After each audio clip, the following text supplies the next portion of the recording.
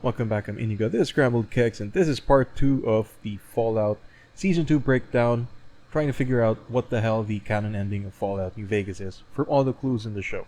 So, in this video, I'm going to focus only on the links to New Vegas as we see in the show, basically to answer the question, what the hell happened after the second battle of Hoover Dam, who Courier 6 sided with, who ended up ruling New Vegas. Because I think the show says that it did this sort of fog of war, super vague approach where no real winner is ever really explicitly stated to have won New Vegas, but obviously there are clues, tiny clues here and there that hint at what absolutely has to be canon. Because like I said in the previous video, by the way, link in the description, they drop details like the Great Khans having reached Novak, and for them to reach that there has to be certain conditions that have to be met for them to be able to expand not just east but also later in the season.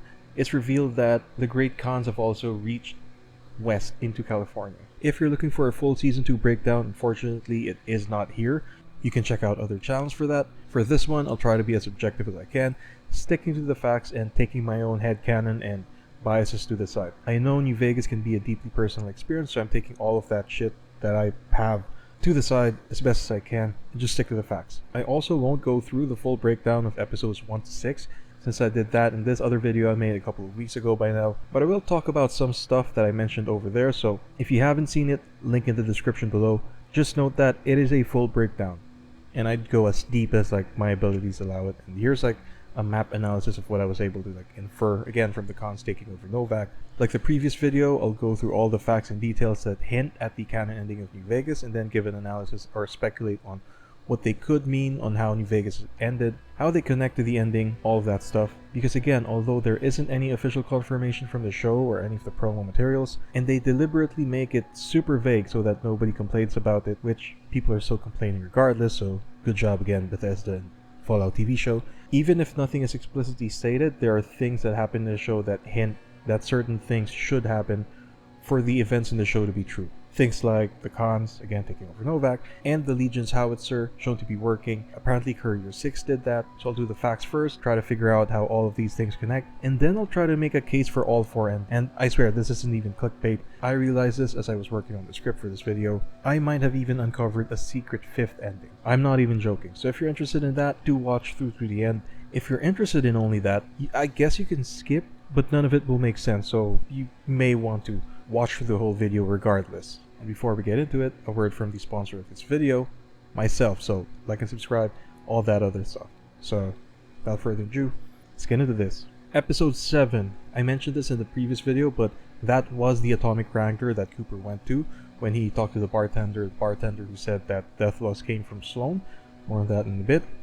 We saw it in a flashback, like the pre-war time, along with the Silver Rush. So this may have a potential lore inconsistency, because I know, and it's been a while since I played New Vegas, I'm not sure if Michelangelo made the signs for the Atomic Wrangler and the Silver Rush Casino, or like, I guess, the King's place. That was all pre-war. The Ghoul brings Maximus and Thaddeus into a shack to gear up. Officially in the Fallout Wikia or Wikipedia, it's known to be an NCR munitions depot, but it could be the Courier's hideout that they're crashing into. And that NCR Ranger power armor, that could be Courier 6's. Mainly because it's the only one of its kind. All other NCR power armors are T-45 stripped off servos. This one's sort of like a mishmash of different power armors. And the NCR power armor in the game are just traditional heavy armor. They actually give you less agility and stuff like that.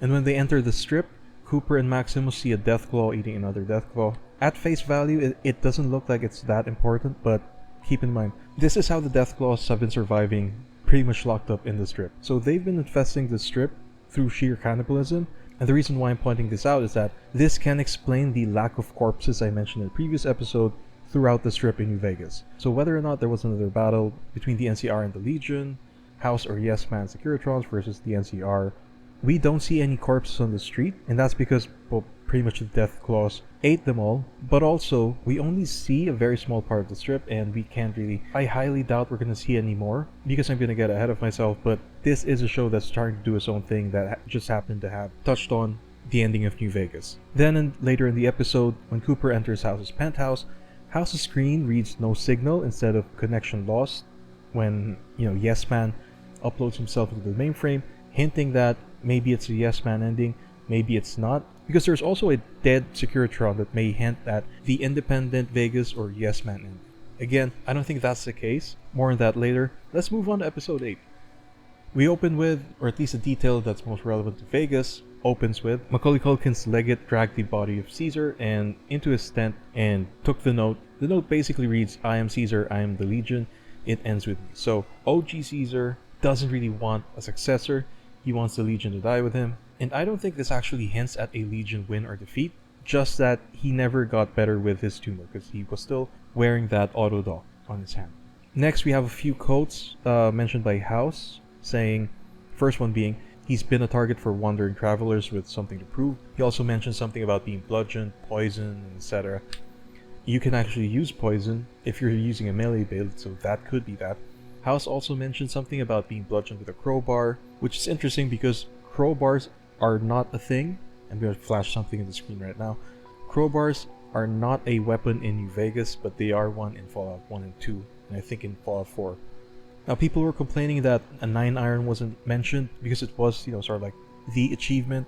If you don't know, there's an achievement in New Vegas that hints at Bioshock, because Bioshock and New Vegas were made pretty much at the same time, and that video games used to be a lot more friendly with each other. Anyways, if you kill House with a 9-iron, like most people do, you get that achievement. A lot of people were complaining that the show didn't mention it. I thought it was okay, a bit of too much of a wink at the camera, but yeah, we're good.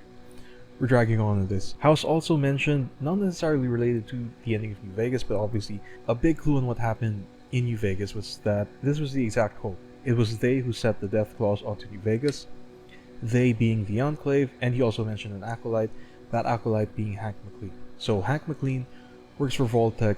In the show, it's revealed that Vault-Tec is run, or at least the biggest investor of Vault-Tec is the Enclave. And at the very end of the episode, obviously this is Maximus, he pretty much destroyed his power armor. The NCR comes back and saves him and pretty much occupies New Vegas again, and then the Legion besieges New Vegas shortly after. Because again, Legate Macaulay Culkin claimed Caesar's throne and is pretty much leading the Legion. This is them, by the way, in case it isn't clear in YouTube. Moving on. More importantly, yeah, here's the detail that most people fixate on. Found a screenshot by Controlled Gamer 101. I just couldn't. I don't have a save in New Vegas showing this part, so I had to find the clip. This is when Yes Man uploads himself into House's mainframe.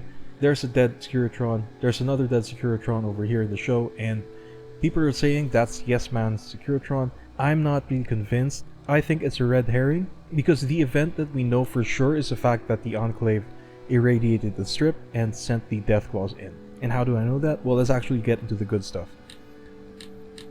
So before we start, let's set some ground rules. I'm going to follow a hierarchy of evidence, like in the previous episode, and I guess in law in general. The first priority are the ones that we actually see in the show, so things like the dead Securitron in front of the House's PC. We'll take that as a fact. I'm not going to speculate if that's Yes Man or not. All I can see here is dead Securitron in front of House Gamer PC. Another would be the note of Caesar. Obviously, it says that the Legion ends with him. We'll take that as a fact. Do we know what preceded that before he wrote that thing?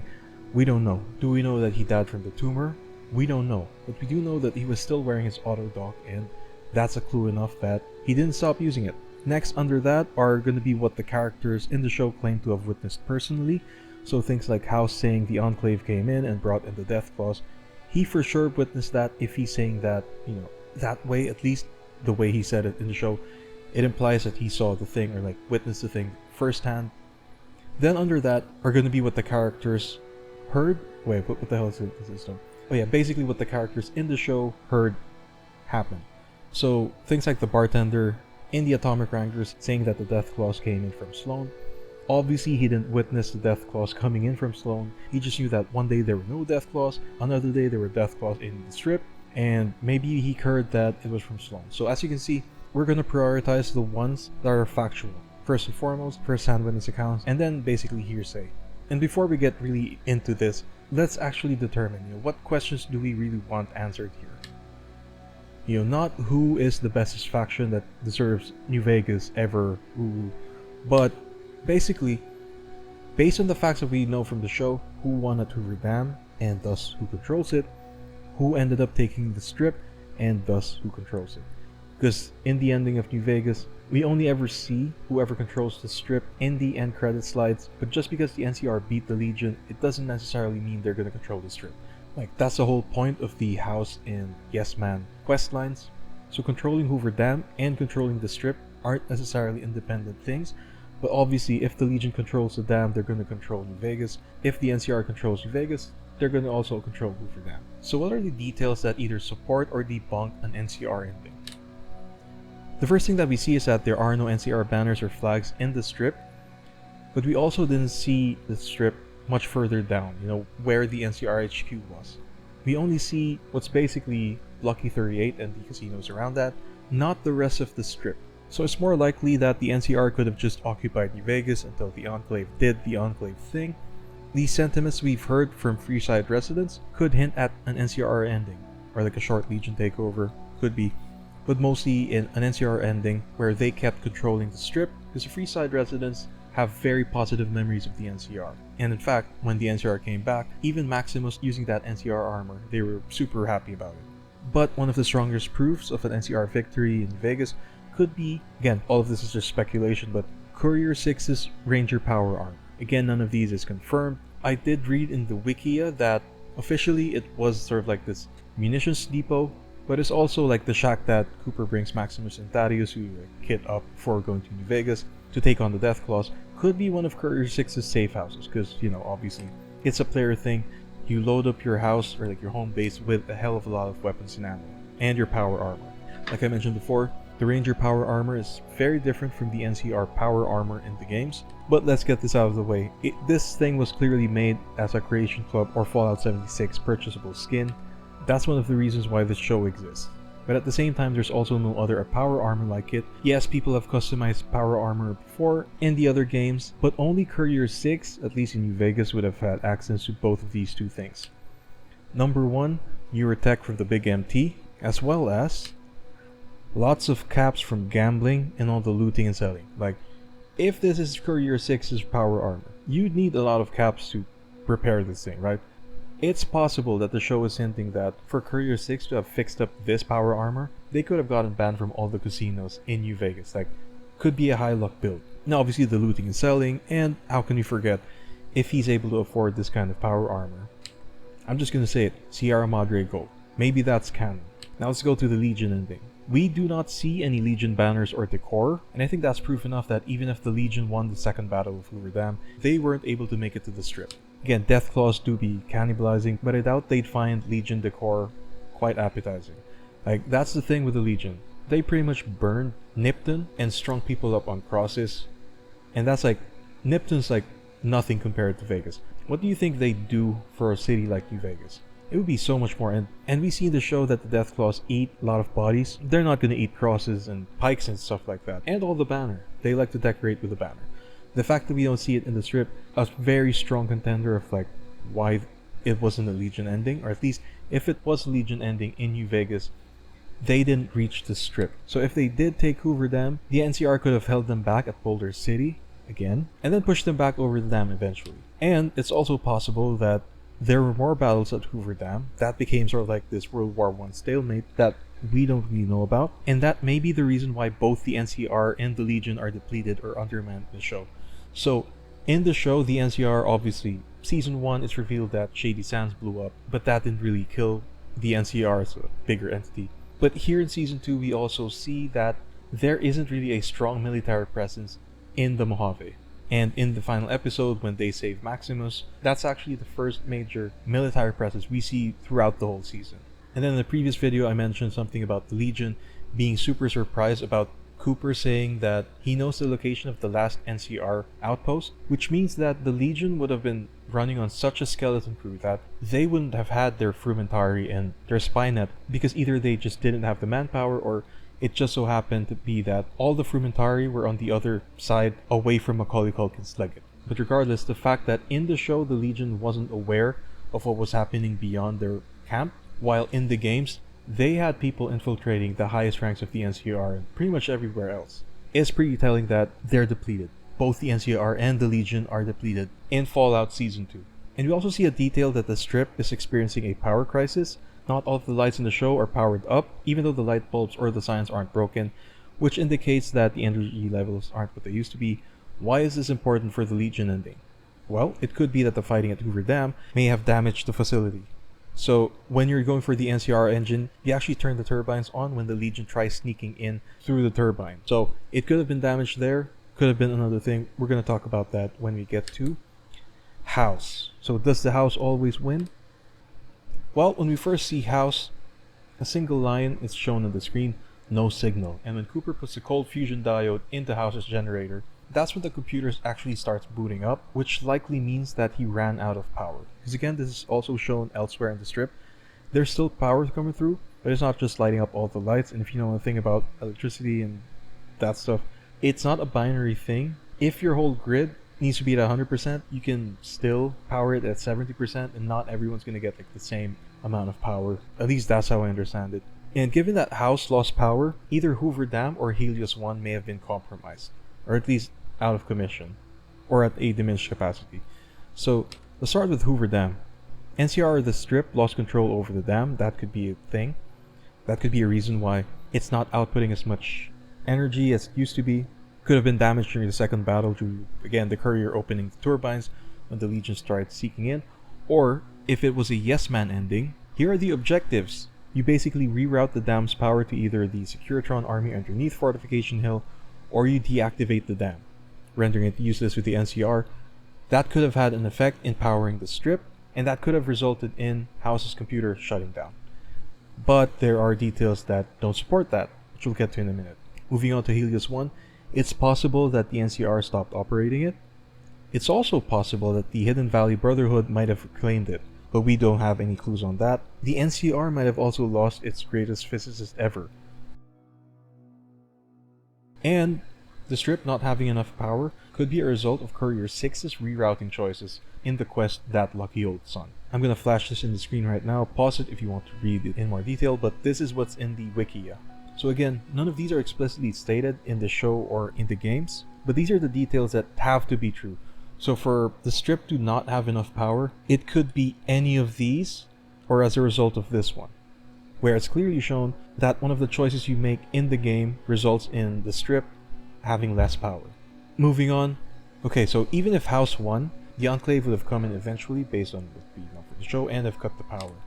That's probably the simplest explanation on House losing the power, and why we see that the screen displays an error message saying no signal versus connection lost like when Yes Man takes over, which is also different at the end of episode 8 when Cooper drops a Pip-Boy that has House in it doing a remote thing in the secret Vault-Tec headquarters underneath the Lucky 38. The error message at the end of that episode was signal lost. So there is a distinction between no signal and signal lost within the show, and also from the game, which I'm willing to bet that connection lost is a separate error message.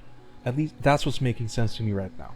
We also get a confirmation that House's physical body is officially gone, which doesn't necessarily mean in the show it's more than likely that House's physical body is officially gone. This is because the NCR, Legion, and Yes Man endings all require House to be dealt with, aka killed or disconnected from his network. Obviously, if you disconnect him from his network, that's basically his life support and he's gonna die. I know I said this before that I don't want to rely on the credits animation, but the credits animation does show House's capsule with a bullet hole in it, but again, I'm going to reiterate, it's more stylistic and vibes and less reliable as a source, but I am pointing that out. I'll just say this, life support, no matter how advanced his technology is, life support systems cannot let anyone live forever. There's a thing called DNA degradation and telomere replication limits and stuff like that, so nothing can live forever, even like with House's tech. And I don't think that House's body being officially gone negates a House victory. Because for him to be an AI, right? The main issue with this show is that, and one of the pitfalls I see a lot of people on YouTube make when they talk about what could have happened in New Vegas is they fixate on the plot of New Vegas rather than dealing with the facts. Alright, let's just get this out of the way. The whole cold fusion diode thing is a huge retcon. I'm pretty sure in Van Buren this wasn't the thing. However, it is confirmed in the show that House's endgame really is immortality through the cold fusion diode, and we can infer that his immortality will need an energy source so powerful it's basically cold fusion. So for him to be able to actually function in that kind of machine, he can upload himself beforehand and then when enough power is able to power that thing, that's when he can actually start, which is what we see happening in the show. The reason why I say it doesn't really matter whether House lives or dies at the end of New Vegas when you play it stems from the fact that he could have kernel quarched himself, at least his consciousness, into a backup hard drive. Because again, in the game, we know for a fact that he's plugged into his life support thing the entire time. He could be making backups of his consciousness in real time. So to me, it doesn't really matter if you kill House in New Vegas when he's pretty much backed up already, which does have its own plot holes, but we're gonna move on. I'm just offering an explanation on why it doesn't necessarily have to mean that just because we kill House in the game, House absolutely cannot appear like this in the show, because we don't know what his exact setup is. Is he fully an AI at this point, or is his body actually still alive and I'm wrong? We don't know. But we do know that House lived long enough to know the fact that the Enclave took over the strip and released the Death Claws. And for this to happen, Yes Man taking over starts becoming less likely. Because again, when Yes Man takes over the mainframe, he takes over. So if Cooper boots up the generator with the cold fusion diode, it should have been Yes Man shown on the screen, not House. Now what about a Yes Man ending? Again, this is what most people are saying because of the dead Securitron in front of House's computer, but I don't think that's necessarily the case, because how do we know for sure that that was the Yes Man Securitron and not some other Securitron? We don't know. We just know for sure that there is a Securitron in front of House's computer. When House boots up, it's House, not Yes Man. So if there was a power outage and you literally turned your computer on and off, if you install a different software, it's gonna boot whatever software is on that thing. A Yes Man ending isn't necessarily the lazy choice when it comes to the writers, but like the NCR, there's really not much evidence also to support the fact that they won New Vegas, and not enough evidence to say that it lost. Again, we'd know if the Legion reached the strip. And also, the people of Freeside would tell us something. But if you really want the Yes Man ending, I'll say this: New Vegas did eventually end up being independent, or at least whatever form of government the Death Claws believed in. So taking all of these into consideration. Hey everyone, Editor Me here, and I forgot to mention that the strongest proof of a Yes Man ending is actually the power being down in the strip, and that is assuming that Courier 6 turned down or deactivated Hoover Dam during the final mission of the Yes Man storyline. So that's pretty much the strongest evidence I could see in-game of the Yes Man ending happening. But again, it's also an equal split between all the factions that want you to deactivate or destroy Hoover Dam during the final mission of that kind of storylines. So the NCR questline has it, Yes Man has it. I'm not sure if House or the Legion have it, but you get the point. You know, the cases for and against the NCR ending, the Legion ending, House ending, Yes Man ending. What actually is Fallout New Vegas' canon ending? I think the only thing that we can conclude is whatever the faction the player chooses. I know I don't really like it either, but is an elegant solution to something that can only be described as a shit show to navigate in. Because for you to believe that and insert faction lived happily ever after, and then the Enclave and Death Claws came, which again, I said this in the previous video, but a lot can happen in 15 years. To put things into perspective, 15 years ago was 2011. I think New Vegas came out in 2011. So we are literally one New Vegas away. Some of the other games that came out were Skyrim, the original one before Nintendo gave the idea to Todd Howard that Skyrim could be sold over and over again in different platforms. Batman Arkham City, Uncharted 3, Assassin's Creed Revelations, LA Noire, Portal 2, Witcher 2, Dead Space 2, Battlefield 3, Gears of War 3, Modern Warfare 3. Since 2011, what happened in gaming? Obviously, Gamergate, the massive corporatization of game studios, the over-monetization of games. Everything's a live service game now, or at least like the top ones. Let's Plays became popular, and then they died when Twitch became a thing and game streaming became the format to watch gaming content from gamers. Quadruple A games were a thing at some point. Games were enslopified, both the big games and the small games. But some of the good stuff that happened include handheld gaming is now a thing. The fact that you can game comfortably without a video card and just an APU is also nice. And even if AAA games and AAA studios went to shit, indie games started to become more popular and make the games that we actually enjoy playing. So a lot can happen in 15 years. So even if the NCR won, the Legion could bounce back and vice versa, as both sides are stretched thin, and the reasons for wanting New Vegas is because for both of those factions it's to gain a solid foothold to expand outwards, at least when it comes to the NCR and the Legion. when it comes to House and Yes Man, it's who gets to control New Vegas. And also, they're fighting over the power of Hooverdan. House, on the other hand, just needs to wait it out, which potentially was what happened by the time of the show's timeline. And Yes Man is a program, he can try again. And I wouldn't be surprised if we see him again in the show in the future. Now, if I were to bet my money on it in Vegas, who would I say won? Like, taking all of the information, like, who do I think won? From most likely to least, it's House, NCR, Yes Man, and the Legion. House, because the Lucky 38 and everything is pretty much intact, and the NCR, wait, actually I have notes here. House and the NCR are basically the status quo. So during the game, the NCR is technically running the day-to-day of the strip, but House is just overseeing the NCR. With the NCR gone, it's pretty much going to be the same, just without the NCR and with House controlling everything else. Yes Man is just a change in management of the House system, with maybe a bit more freedom, who knows. And the Legion is an invasion from the outside, which is much harder to do militarily, and again, we don't really see much of the Legion's imprint in New Vegas, at least in Season 2. You can have either of these 4 endings, or maybe there's a secret 5th ending. Have you guys ever thought about that? Here's the secret 5th ending that I think would be so funny if it was true, but also, it's also going to make sense of a lot of these things. Are you guys ready? Courier 6 never finished the main game, and somehow the Enclave returned with Death Claws. I'm not even memeing. That is a scenario where Courier 6 ended up doing like a bunch of side quests, because again, the golden rule of the Wasteland is thou shalt get sidetracked by bullshit every goddamn time. And if you think about it, the Enclave just rolling into New Vegas while you're playing the game and just killing everyone, knocking House out, not even allowing the Yes Man ending to finish, kicking out the NCR, killing half the Legion or even more. It would be such a huge middle finger by Todd Howard or whoever thought of this, but also it would still make sense within the confines of the game. Like, it's either Courier 6 did get sidetracked by a bunch of bullshit and side quests and just didn't finish the main game, although since some of the Securitrons did end up being upgraded, the Securitron we see guarding Thaddeus and the kids in episode 3 I think, the Courier at least made it that far to where he or she upgraded the Securitrons to Mark II.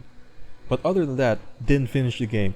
I think that would be so funny if that was the case, and I'm not even joking, that could be the secret 5th ending that nobody's talking about. Now, speaking of the Enclave, TV show wise, that's clearly where they want to go. They want to focus on Cooper and like the pre-war stuff, and who really started the war, what the Enclave is, especially now that it's confirmed that Season 3 will take place in Colorado. But about the Enclave, if there is indeed a link, and the show just didn't come up with a bunch of bullshit, Courier 6 must have done for Auld Lang Syne.